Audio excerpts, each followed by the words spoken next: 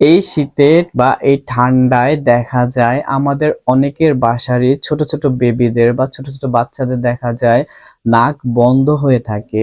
বিশেষ করে রাত্রে বেলায় দেখা যায় বাচ্চারা হা করে ঘুমায় এবং দেখা যায় বাচ্চাদের নিঃশ্বাস নিতে কষ্ট হয়, শ্বাস প্রশ্বাসের সমস্যা হয়। অনেক সময় দেখা যায় অনেক বাচ্চা নাকের ভিতরে গড়গড় শব্দ করে এবং এটা বেশিরভাগই দেখা যায় বাচ্চাদের ঠান্ডার কারণে হয়ে থাকে, নাক বন্ধ হয়ে থাকে।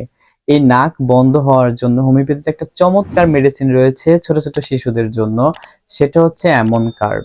যদি আপনার বাচ্চাদের বা ছোট বাচ্চাদের এই ধরনের সমস্যা হয় যে তার নাক বন্ধ হওয়ার কারণে সে মুখ দিয়ে নিঃশ্বাস নিচ্ছে বা নাকের ভিতরে গড়গড় শব্দ করছে, তাহলে এই বাচ্চাকে যদি অ্যামনকার্ব 2 বেলা সকাল বিকাল 2 ফোঁটা করে খাওয়ানো যায়, ইনশাল্লাহ দেখা যাবে বাচ্চা খুব দ্রুতই আরোগ্য লাভ করছে। ভিডিওটি যদি ভালো লাগে অবশ্যই লাইক কমেন্ট শেয়ার করবেন এবং আমার চ্যানেলটি সাবস্ক্রাইব করে রাখবেন। ভালো থাকবেন, সুস্থ থাকবেন। আসসালামু আলাইকুম।